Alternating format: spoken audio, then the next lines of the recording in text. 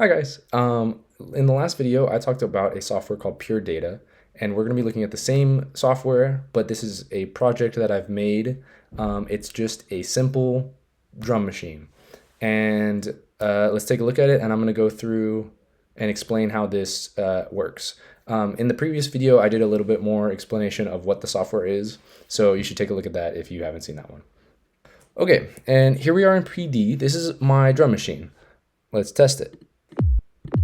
There's a sound. And so when we turn on the oscilloscope, if I play a sound again, it shows you the sine wave. So now in our very, very simple drum machine, we have three effects, I guess. And we have a bass drum, a snare drum, and a hi-hat. Let's go through and hear what they sound like.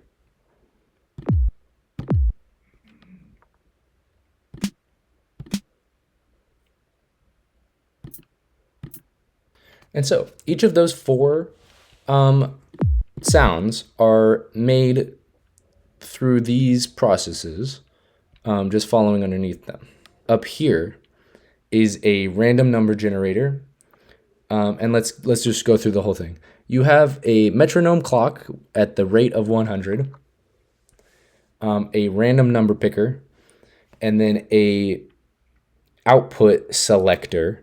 So this is going to randomly generate a number between, it's going to randomly generate three numbers, 0, 1, or 2. And then it's going to select one of those and send a signal to these triggers. And so it will randomly, bink, bink, bink, set them off. Let's take a listen.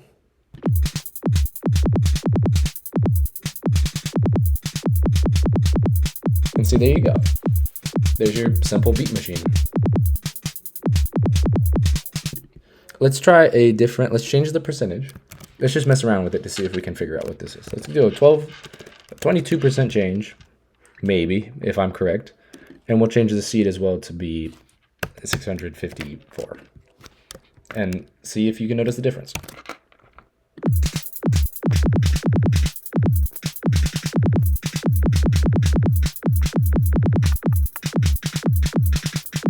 So there's your basic drum machine. With more random number generators, we can plug those in to change any of these values throughout that we've been messing with. And that will introduce things like pitch change and different rates. And you can have the high pass change. So you could have some beats that would have like a low frequency range in there. Or you could have change in volume, like things like that. And so that's where it gets really interesting, and you can create a really smart drum machine. But I think that's going to be the end for me. Thanks for taking a look at my project with me. Bye-bye.